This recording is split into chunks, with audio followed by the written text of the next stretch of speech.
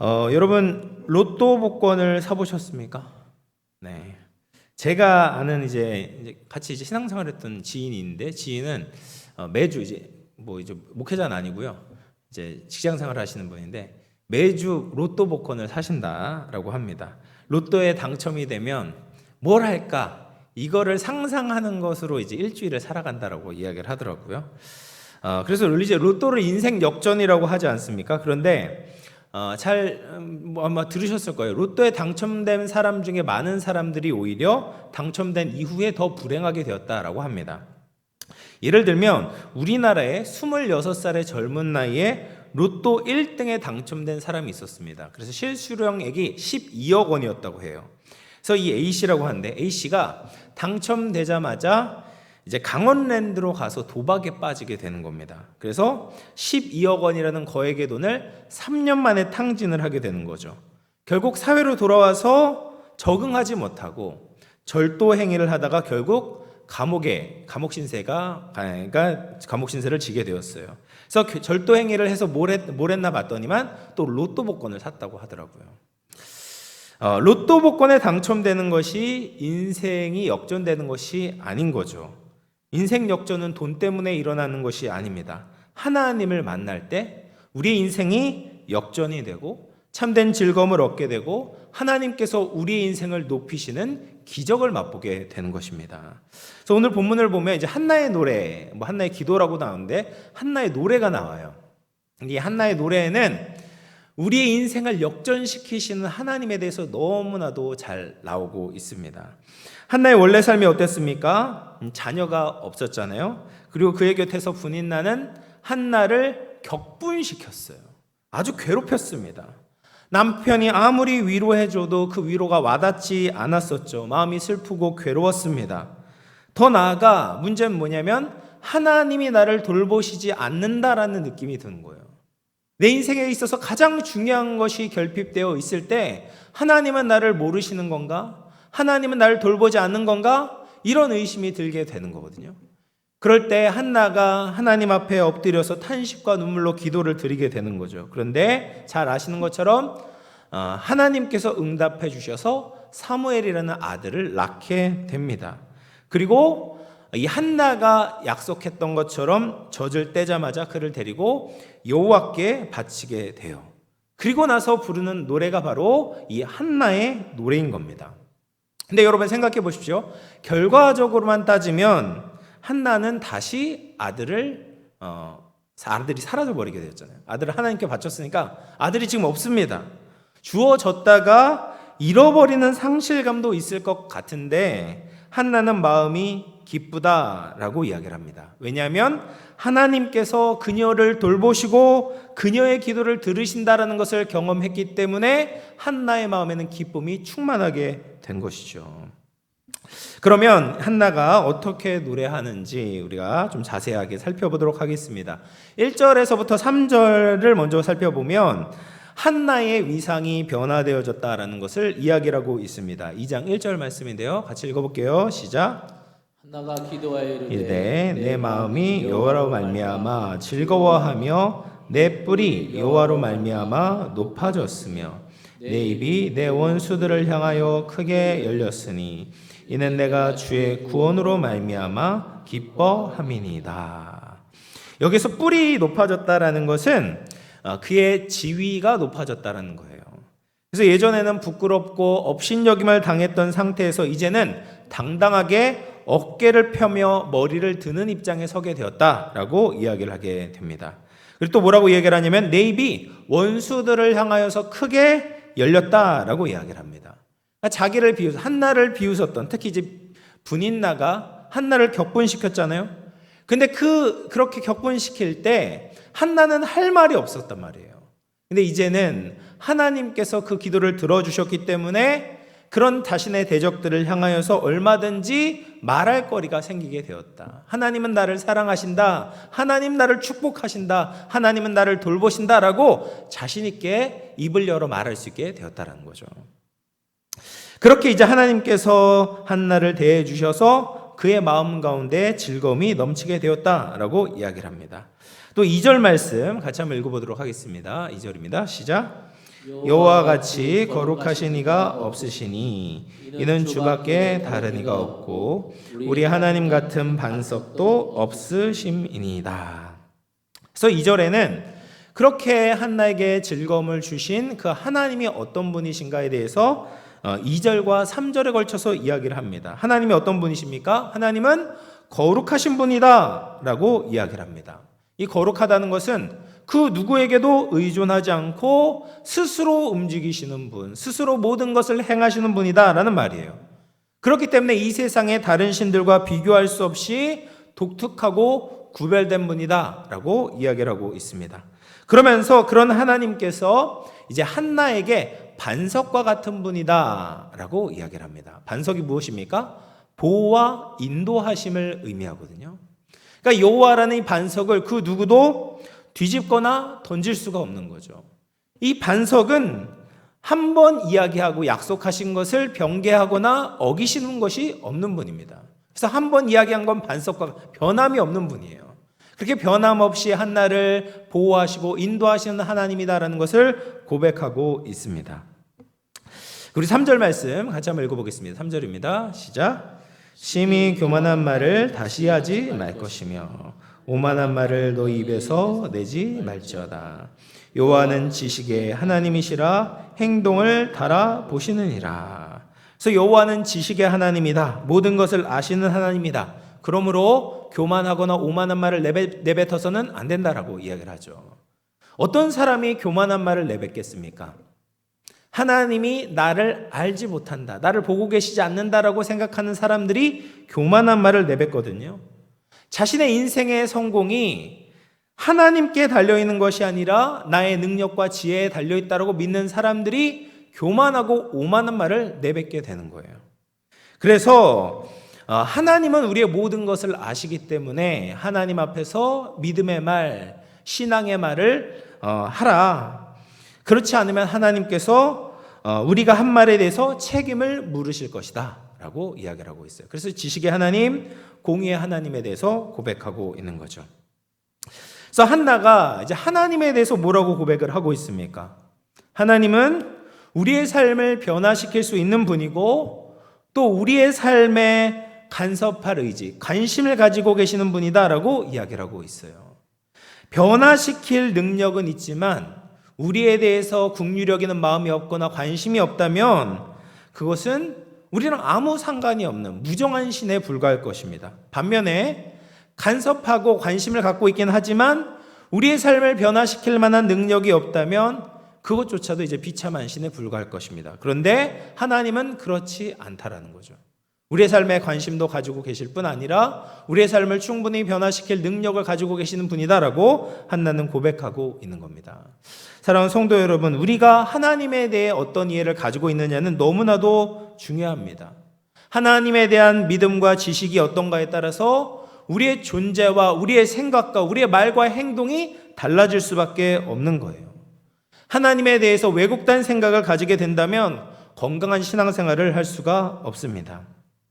한나가 어려움 속에서도 하나님을 기다릴 수 있었던 것은 그녀의 마음 속에 새겨진 하나님의 모습이 바로 이제 자리 잡고 있었기 때문에 나올 수 있었던 것이죠. 그래서 거룩하신 하나님, 우리의 반석 되신 하나님, 모든 것을 알고 듣고 공의롭게 심판하시는 하나님을 경외함으로 살아갈 수 있는 저와 여러분 되기를 주님의 이름으로 축원을 드리겠습니다.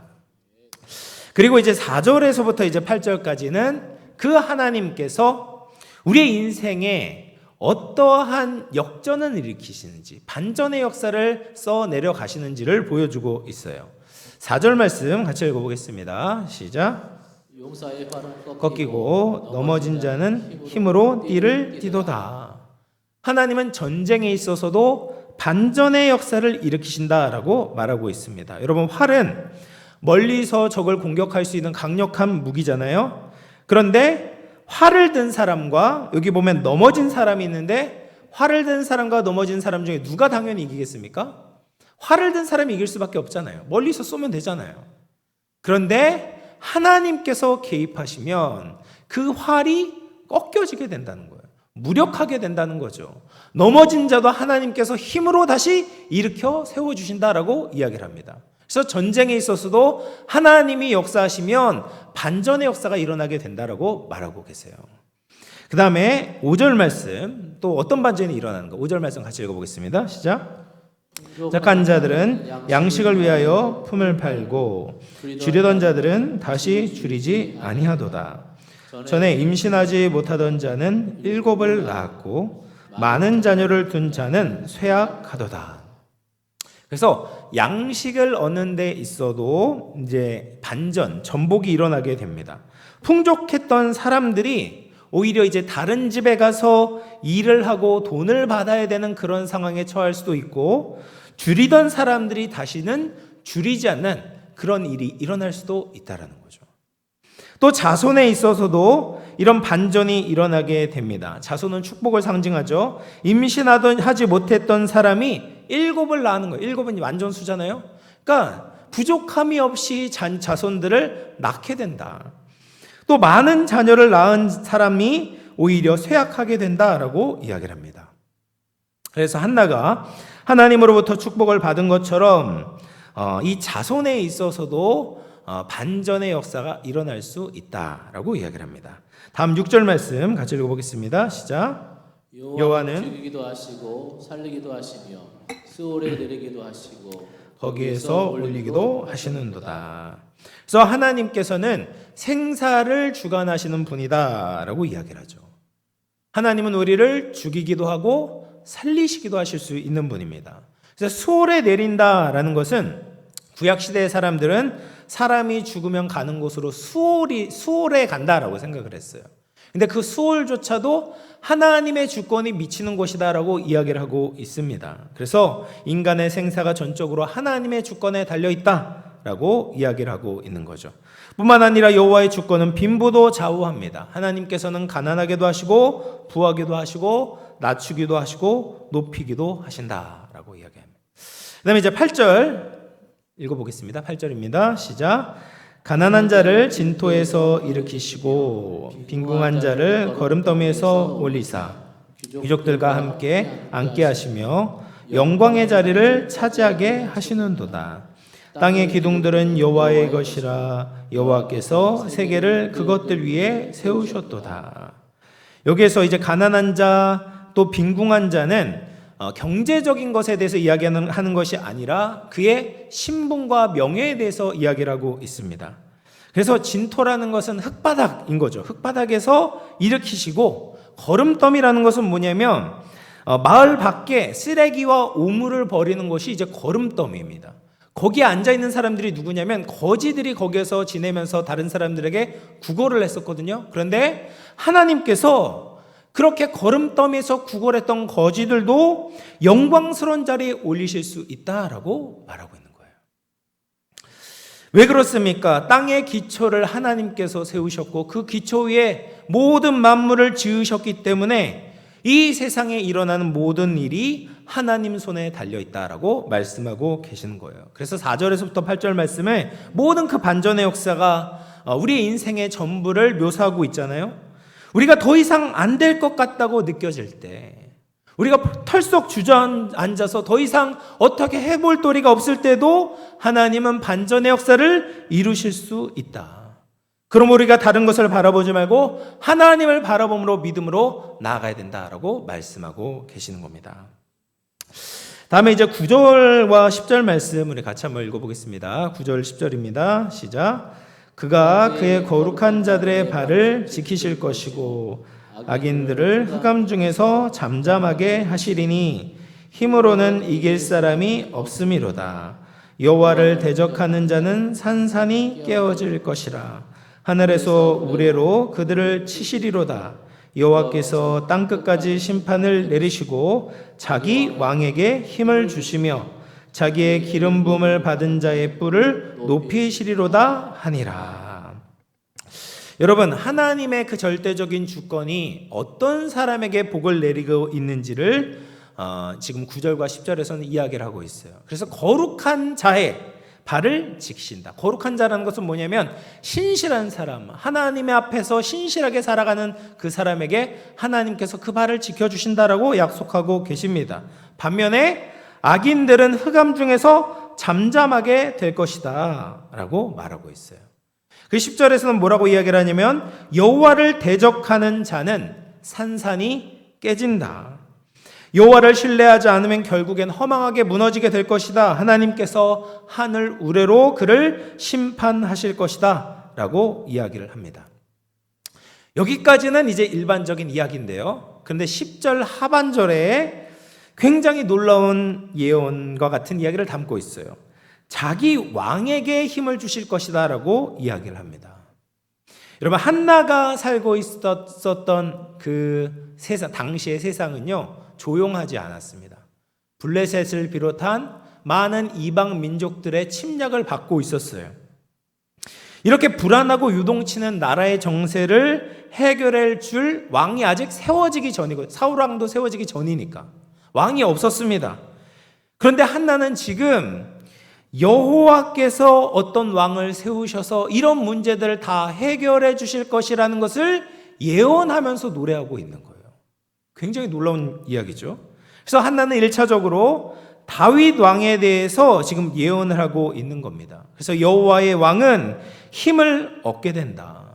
하나님이 세우시는 그 왕이 여호와의 능력과 힘을 가지고 하나님의 일을 행할 것이다 라고 예언하고 있는 겁니다. 근데 그 왕은 다윗 왕을 넘어서서 더 나아가서 넓은 의미에서의 메시아 예수 그리스도를 예표하는 말이기도 합니다. 예수님의 어머니 마리아가 성령으로 예수님을 잉태하고 나서 마리아의 노래를 지었어요. 누가복음 1장에 보면 마리아의 노래를 지었는데요. 내용이 길지만 그 중에서 이제 세 구절만 보면요. 51절, 52절, 53절 보이시나요? 제가 읽어볼게요. 51절, 52절, 53절입니다. 제가 읽어볼게요. 그의 팔로 힘을 보이사 마음의 생각이 교만한 자들을 흩으셨고 권세에 있는 자를 그 위에서 내리치셨고 비천한 자를 높이셨고 줄이는 자를 좋은 것으로 배불리셨고 부자는 빈손으로 보내셨도다. 여러분, 이 내용이 이 한나의 노래랑 굉장히 유사하지 않습니까? 그러니까 마리아가 예수님을 잉태하고 나서 지었던 마리아의 노래가 그 원형이 어디냐면 사실 한나의 노래인 거예요.